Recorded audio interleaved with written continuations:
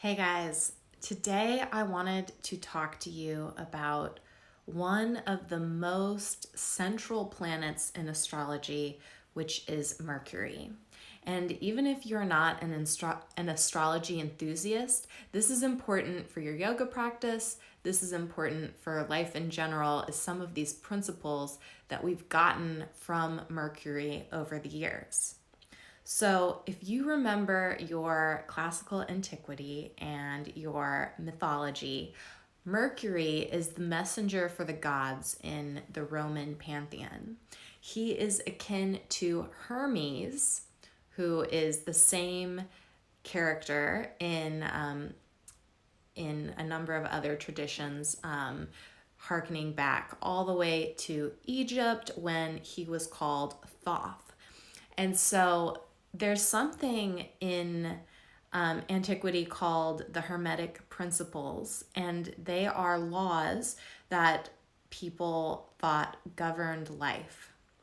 So it's a form of a Gnostic school, which means it's very akin to yoga, which is seeking spiritual enlightenment through your own experience. And so Gnostic was referring to Gnosis, or a word for truth. So people were seeking truth, people were seeking knowledge, people were seeking Gnosis.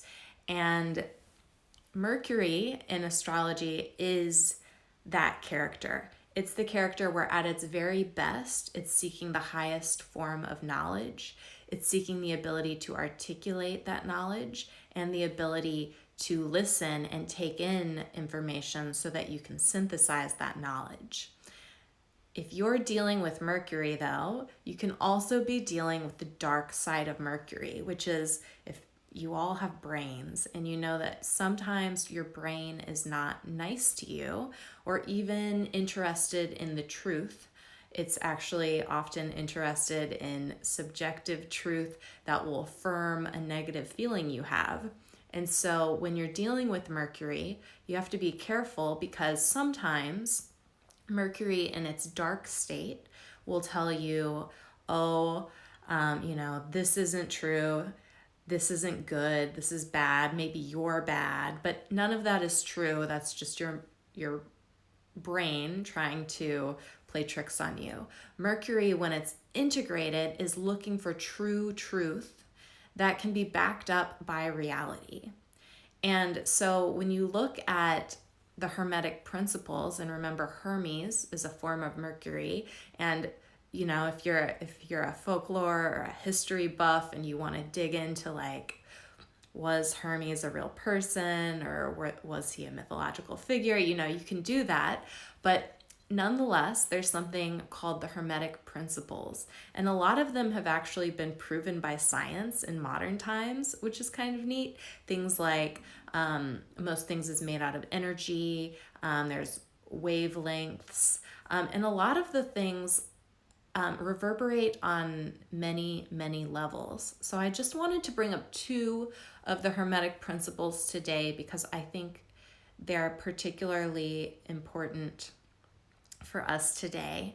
One of them is the principle of as above, so below, as within, so without. And you hear this a lot from people who enjoy talking about the law of attraction, which is loosely based on Hermetic principles.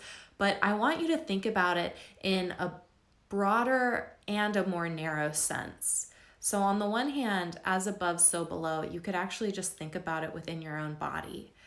As you are thinking and as you are sending messages to yourself, your body's receiving and interpreting that. And so your mind, your mental state is going to affect how you feel. Like, do you feel good today? Listen to the thoughts you're saying. And in the same way, as below, so above, if you take the time to move your body, if you take the time to get in touch with how you're feeling, your mental state is going to be a little better.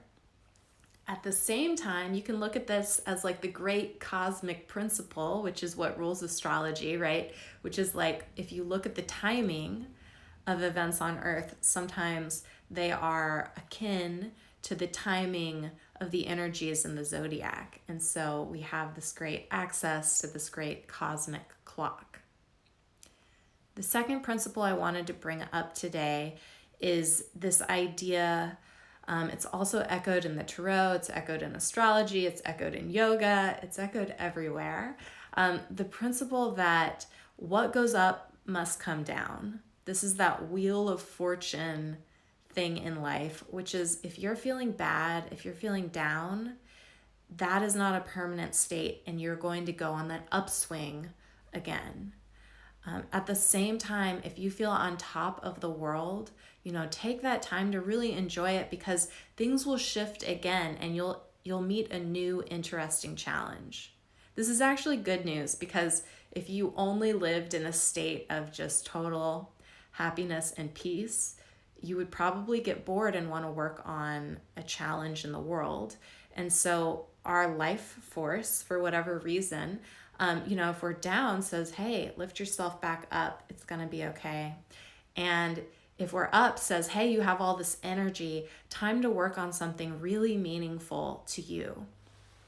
So that's what I wanted to share with you guys today about Mercury. Mercury is moving, I think, on Friday or Monday, get my days mixed up, into Taurus, where you're going to have an opportunity to spend time really thinking about the practicality of what you can do, the practicality of what's going on. Like, what on this earthly realm, what in your own life, in your own body, can you do? How can you articulate truth and connect more deeply with this tool we have that sometimes goes on overdrive if we're not aware and conscious of it. So let me know if you have questions about that, or let me know how you're engaging with your own Mercury, or if you have questions about your chart.